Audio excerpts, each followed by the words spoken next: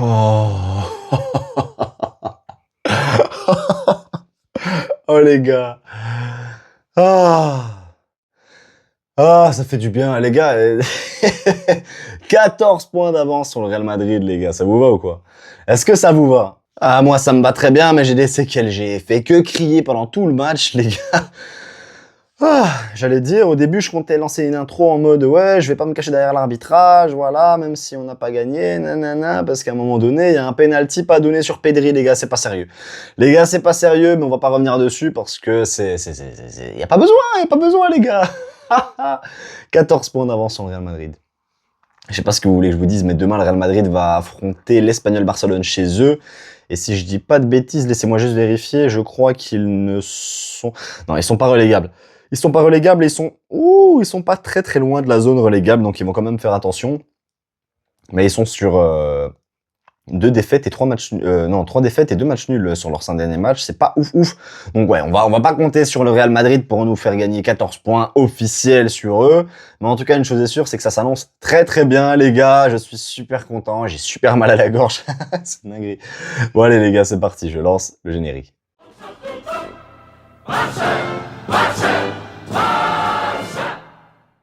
Bon les gars, salut à toutes et à tous, c'est Rizora, j'espère que vous allez tous très bien pour ma part, ça va super. Débrief de la victoire inespérée, si je puis dire, du FC Barcelone à Osasuna, là-bas à l'extérieur, 2-1 les gars, c'est tout simplement hallucinant, et regardez, tout simplement, le score est là, vous le voyez bien, 81e minute, Lewandowski, 86e minute pour Ferran Torres et 88e minute pour Raúl. En face, voilà, c'était extrêmement stressant, les gars. J'ai la voix, comme je vous l'ai dit, j'ai la voix cassée, c'est dur, mais les points sont dans la poche. Honnêtement, ça fait plaisir. Ça fait vraiment plaisir, voilà. Ça me fatigue, moi, de crier comme ça pendant tout un match. Désolé, les gars, je réagis à chaud. Le match vient à peine de se terminer pour ma part au moment où je filme là. Donc, je viens juste de couper le match. Franchement, c'était inespéré, les gars, une victoire du Barça là-bas à Osasuna, alors qu'il nous manquait Frenkie de Jong. Bon, il a joué la deuxième mi-temps. Bon, bref, première mi-temps sans lui. On a joué sans Rafinha et sans Lamine Yamal, les gars. Ça fait combien de temps qu'on a pu jouer sans un de ces deux-là et sans les deux, pardon. C'était pas facile. C'était pas facile.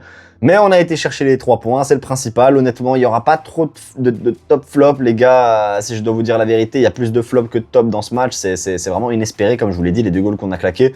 Donc voilà, pour les fans du Barça qui me suivent, c'était pas un grand match. J'espère que vous l'avez regardé ce match. Non, j'espère que vous l'avez pas regardé en fait. Écoutez plutôt mon débrief et écoutez-moi et vous verrez de quoi je parle. Donc c'est parti, on va commencer avec les compositions d'équipe comme d'habitude. Bon allez, c'est parti, on enchaîne avec la composition d'équipe de Sasuna.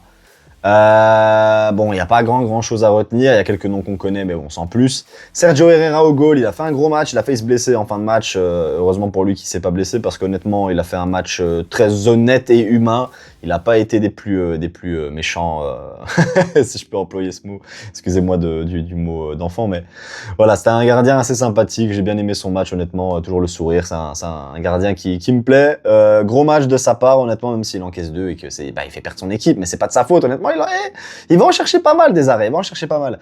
Flavien Boyomo et Alejandro Catena en défense centrale. Écoutez, les deux, ils ont tenu la baraque pendant 85 minutes, pendant 80 minutes, donc voilà, les deux là, rien à dire, honnêtement, pour une équipe d'Osasuna qui n'a pas grand chose à jouer. Je sais pas où est-ce qu'ils sont au niveau du classement, laissez-moi juste aller vérifier où ils sont au niveau du classement. Ils sont, voilà, 10e, il n'y a pas vraiment de place à aller chercher significative. Potentiellement, ouais, potentiellement aller chercher une place en Conference League. Voilà, du coup, non, les gars, les points, ils sont pas pris. Côté gauche, Javi Galán, et côté droit, Valentin Rosier, les gars. Valentin Rosier, je connaissais pas ce joueur, mais celui-là, en tout cas, il faut le surveiller de près. Parce que, alors oui, il fait une faute, comme je l'ai dit tout à l'heure, sur Pedri, je sais pas si je l'ai dit ou pas d'ailleurs, mais il y a une faute sur Pedri, clairement les gars, il y a une faute sur Pedri dans la surface. Il devrait y avoir penalty, bon, de Valentin Rosier, ça n'a pas été sifflé, bon, tant pis, ok, on se cache pas derrière, on a gagné le match. Mais c'est un gars avec beaucoup de volume de jeu, j'ai bien aimé son match personnellement à lui. Moncayola, qui lui aussi a fait pas mal de fautes, même si, voilà, globalement, peut-être un de ceux qui en a fait le moins. Donc voilà, pas grand chose à dire, il a pris son carton jaune sur une faute, si je ne dis pas de bêtises, sur Pedri. Je crois que c'est sur Pedri, je sais plus. Faudra me dire. Je ne sais plus. Toro de l'autre côté, voilà, lui aussi, il est très dans la faute. Lui, j'ai pas trop aimé son match. Raúl Garcia, je crois que c'est lui hein, qui marque, hein, si je dis pas de bêtises, c'est Raúl Garcia, côté droit, le numéro 14. Donc encore une fois, bah voilà, un type qui nous claque un goal, voilà, d'une petite équipe, même si voilà, faut pas sous-estimer Osasuna. Côté gauche, Raúl Moro, pareil, il a fait un match, j'ai plus trop de souvenirs de lui par contre, et Budimir, évidemment, lui, il a été omniprésent en attaque, les gars, jusqu'à sa sortie. Il a fait que nous embêter plusieurs fois, il a essayé de demander 2-3 trucs à l'arbitre penalty, je crois qu'il a demandé 2 fois penalty alors que bah, il y avait absolument rien, les gars, donc celui-là, il essaye de porter la poisse, ça n'a pas fonctionné, voilà pour cette équipe, bon, pour cette composition d'équipe d'Osasuna. On va parler maintenant, évidemment, de la composition d'équipe du Barça, logique, c'est parti. Allez, on enchaîne, c'est parti, la composition du FC Barcelone. Bon, avec Juan Garcia au goal, bon ça, il n'y a pas de changement, vous le savez bien, comme d'habitude. Gérard Martin n'est pas au Cubarsí, voilà, la charnière centrale, elle a fait le travail, elle a encaissé qu'un seul goal, et encore, c'est parce que le goal qu'on encaisse à la fin, c'est parce que l'équipe se montre un petit peu, voilà, supérieure, parce qu'on a marqué 2 goals d'affilée, voilà, c'est gagné, puis on encaisse un juste derrière, bon voilà. Globalement, la charnière était bonne. Cubarsí, j'ai bien aimé son match. Gérard Martin aussi. Cancelo à gauche, gros match de sa part. Encore une fois, rien à dire. Je ne sais pas si on va pouvoir lever sa clause de libération. Pardon. Je ne sais même pas combien elle est. 20 ou 30 millions. J'espère que on pourra aller le chercher potentiellement pour un petit peu moins, parce que je ne sais pas si le Barça va aller le chercher pour ce prix-là. Malheureusement, mais en tout cas, gros joueur malgré son âge. Côté droit, Eric Garcia. Voilà, j'ai pas trop compris Eric Garcia côté droit. Mais bon, écoutez, il a fait son match, globalement rien à dire, il faut faire avec, il y a des joueurs qui ne peuvent pas être là. Pedri qui a fait un match à demi-teinte, honnêtement je crois que ça y est, on peut enfin dire qu'il a fait un match moyen, Pedri. C'était clairement pas son meilleur match, bon il n'était pas vraiment aidé, à côté de lui il y avait Gavi qui lui a fait un match, voilà, un peu Fermin Lopez mais en moins bien, il a pris son carton jaune pour une faute grotesque les gars, en plus faut vous dire la vérité. Très moyen. Dani Olmo, un meilleur match que d'habitude, je l'ai senti un peu plus en jambes, pas en première mi-temps les gars, je sais pas à quel moment il sort, mais je sais que voilà, globalement j'ai pas retenu trop de choses négatives sur Dani Olmo. Fermin Lopez, encore une fois, le chouchou côté gauche, tu vois que quand Rafinha n'est pas là, c'est lui qui apporte cette grinta à l'équipe, donc encore une fois, merci à lui d'être là, il faut surtout pas le lâcher, en tout cas si on le lâche pour moins de 200 millions, les gars, c'est une fraude. Côté droit, Rooney Bardghji, je sais pas quoi dire sur lui, honnêtement, il doit remplacer Lamine Yamal, il a pas énormément de temps de jeu, donc on peut pas trop critiquer l'artiste non plus. Mais globalement, son match, voilà, c'est un 5 sur 10, c'est mitigé, on l'a vu plusieurs fois, mais c'est pas le même niveau que Lamine Yamal, clairement. Et alors, en numéro 9, bien évidemment, Robert Lewandowski qui a claqué son goal. Merci à lui d'avoir claqué ce goal, d'ailleurs, il fait extrêmement plaisir ce goal, mais sur une passe incroyable de Rashford, les gars. Quand il est rentré, parce qu'évidemment, il est rentré, et ça a été un top match de sa part aussi, d'ailleurs, Frenkie de Jong qui est rentré aussi, et qui, voilà, a montré qu'il était un bon joueur de ballon.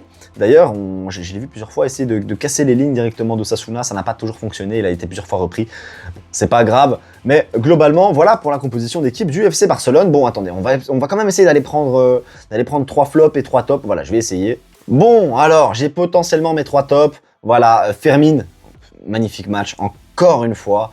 En deuxième, Joao Cancelo, j'ai adoré aussi son match, et en troisième, j'ai très bien aimé la rentrée de Marcus Rashford qui offre un caviar à Lewandowski. Donc voilà pour mes 3 tops. Maintenant, on va enchaîner avec les 3 flops. Bon, voilà, j'ai réussi à trouver 3 flops. Voilà, c'était pas si compliqué vu la première mi-temps qu'on avait fait. Pedri, je pense qu'on peut enfin le mettre dans un flop, parce que c'est pas son niveau en général, même s'il a quand même pris pas mal de coups pendant ce match. Il faut dire la vérité, mais globalement, voilà, assez flop. Je vais l'appeler comme ça pour ce match. Gavi, voilà, la doublette Pedri-Gavi que j'ai pas trop apprécié. Voilà, à l'instar de Fermin, c'était Fermin, mais en beaucoup moins bon quand même, une bonne classe en dessous. Et puis, bien évidemment, Rooney Bardghji que je n'ai pas trop vu, hein, les gars, en demi-teinte. Son match 5 sur 10, comme je l'ai dit, c'est pas incroyable. Donc voilà pour les tops et les flops de l'équipe de ce soir. Bon allez les gars, on enchaîne avec les statistiques du match, et là c'est catastrophique les gars, je vous dis la vérité. 6 tirs, 4 cadrés pour Osasuna et 1 goal. Et de l'autre côté, 11 tirs, 3 cadrés. Les gars, c'est presque seulement un quart de nos tirs cadrés. C'est vraiment très peu. Je sais pas si vous vous rendez compte, les gars, c'était sans Lamine et sans Rafinha, c'est très dur. 27% de possession pour Osasuna chez eux, contre 73 pour le Barça, mais c'était une possession assez stérile. On l'avait en première période, mais la première période était quand même assez maîtrisée de la part d'Osasuna en contre, etc. Alors que le Barça a quand même bien maîtrisé la deuxième période, même si c'était pas fameux non plus, avec 73% de possession, 275 passes pour Osasuna, pour 603 passes côté Barça. Pourtant, il n'y a vraiment pas une grosse différence entre les deux. Donc voilà, je sais pas trop quoi penser de ces statistiques. 73% de précision de passe pour Osasuna, 91% pour le Barça. Peut-être en deuxième période, ça peut s'expliquer. Mais en première, les gars, Osasuna était largement au-dessus. Je vous dis la vérité, largement au-dessus de nous. 9 fautes pour Osasuna, 11 pour le Barça. Donc voilà, on a fait plus de fautes. C'est assez rare pour le dire quand même. Bon, pas trop, mais voilà. Carton jaune, il y en a un seul pour Osasuna, 2 pour nous. Mérité globalement, même si Osasuna a quand même fait pas mal de fautes et mérité un carton jaune, hein, Rosier là. 4 hors-jeu pour Osasuna, 1 pour le Barça. Donc voilà, le piège de hors-jeu a fonctionné cette fois, pas énormément, mais ça a été 7 corners pour le Barça, 3 pour Osasuna. Donc voilà les statistiques globales du match. C'est pas vraiment à ça que ça ressemble, hein. Le match, si vous avez vu la première période, à mon avis, si vous êtes fan de football et que vous êtes neutre et que vous vous êtes dit « Ah, le Barça, ça joue, je vais regarder le match », globalement, si vous êtes un fan neutre, vous avez certainement changé de chaîne à la première mi-temps parce que c'était vraiment catastrophique. La deuxième mi-temps est un peu mieux, même si, voilà, c'est pas folichon non plus. Voilà, les statistiques reflètent pas vraiment la physionomie du match. Donc voilà, pour les statistiques du match. Bon, maintenant, globalement, qu'est-ce que j'en pense? Le Barça devait aller chercher les 3 points. Enfin, n'était même pas spécialement obligé, hein. J'arrête pas de le répéter, devait aller chercher, parce que bien évidemment, tu dois aller chercher une qualif en Ligue des Champions, tu dois aller chercher une victoire au match aller chez toi à domicile en Ligue des Champions, tu dois gagner quand tu dois prendre 3 points en championnat, c'est toujours comme ça, voilà. Quand tu as un grand club, c'est la norme, mais là, je dois dire que le Barça ne devait pas spécialement aller chercher une victoire. Moi, je m'attendais à un petit match nul à un moment donné dans le match. Je me suis dit, si on va chercher un 0-0 ou un 1-1, pour moi, ça me va, les gars. Et au final, on s'en sort, victoire à Osasuna. Qu'est-ce que ça fait plaisir. Les gars, je sais pas quoi vous dire, on a 14 points d'avance sur le Real Madrid. Je sais pas si vous vous rendez compte, la dernière fois qu'on a eu 14 points d'avance sur le Real Madrid, c'était quand, les gars? Je sais même pas si on a eu 14 points d'avance à un moment sur le Real Madrid.